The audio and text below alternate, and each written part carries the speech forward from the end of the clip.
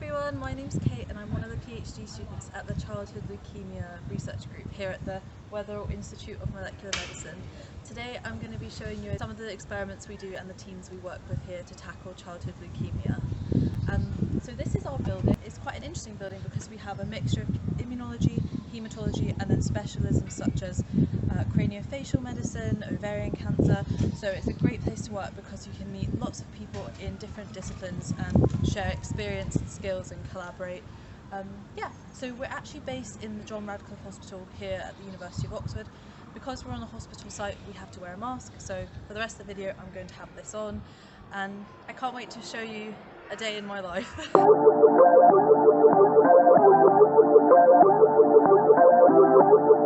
So just before we go on, this is our cycle rack, and everyone in Oxford cycles, so it's a very important part of the building.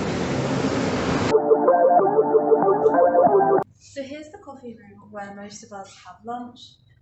Prior to COVID we had an amazing cafe here that did some really lovely food like pesto pasta, which we miss a lot and hopefully will be open soon.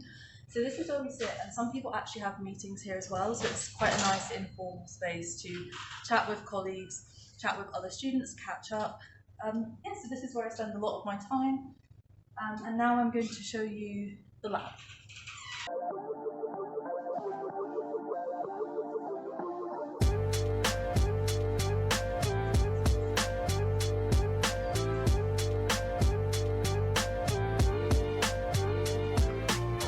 So here we are in our lab.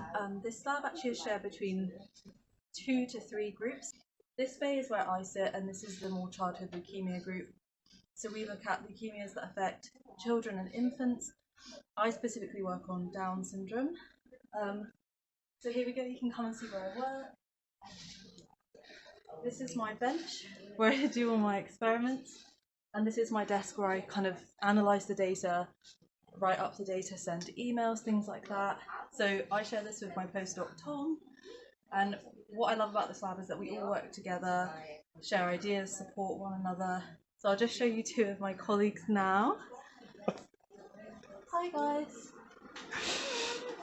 So these are 2 of my colleagues. This is Siobhan, another PhD student, and Marcella, one of our new postdocs. So our lab is based in the molecular hematology unit, and we have lots of seminars where we share hematology expertise and experience. So that's everything on this floor, and I'm also going to show you one of the facilities I use every day. So here we are in the flow cytometry facility. So very briefly, in essence, flow cytometry is where you look at individual cells and you run them through a machine very slowly, and you're looking at the expression of certain proteins which define what that cell is like. So you might be looking at proteins on the surface of a cell, or you might be looking at proteins inside the cell. We do quite complex experiments, so we need the facility to help us be able to do the experiments to the best of our ability. So here's one of the operators, Kevin, who is a whiz at flow cytometry. Hello.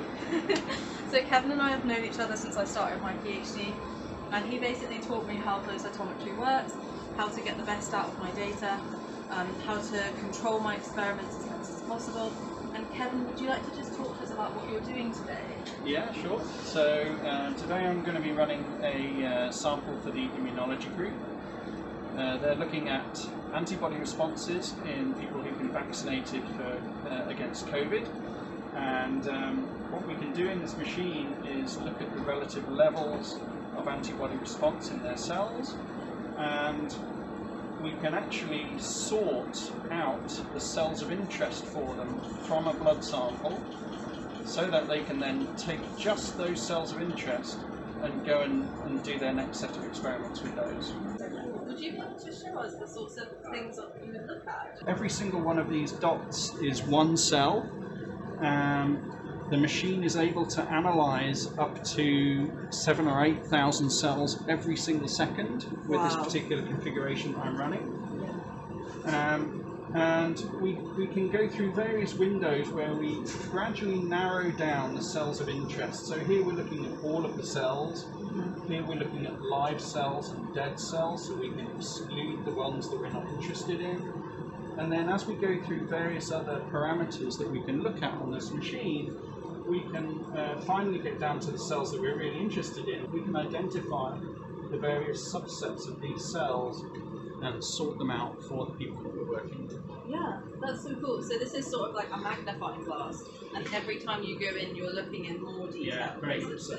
Yeah. That's so cool. And I was just explaining to everybody at home how sophisticated these machines are, because it's a relatively new technology in terms of science, and it's very expensive, which is why it's so important. Can you give us a sense of how much these machines would cost?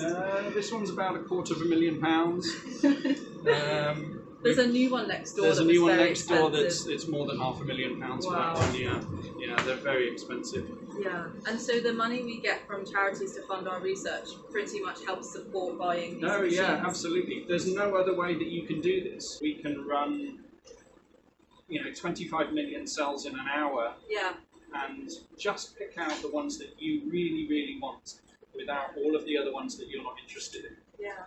Well, thank you, Kevin, for talking to us, and hopefully see you soon. Yeah, no problem. Cool. So just before I go, I'm just going to show you one other part of the facility, which is the computational part of the building.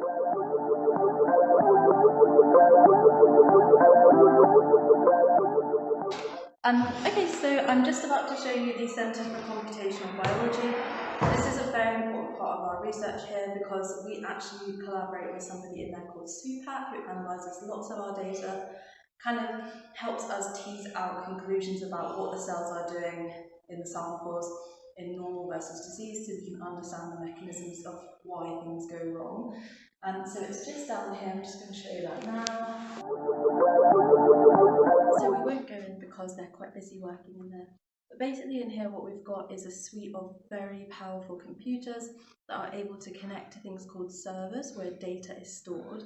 And these people analyse different sets of data for different labs in the building. So it might be solid cancer, immunology, blood cancer, the cancer type that we work on. And it's really important that we have this in the same building because it makes it really easy to collaborate and share ideas and go and ask questions. So thank you very much for joining me on my tour. I hope you've enjoyed it, and I've really enjoyed taking you around and telling you about my work. Thank you.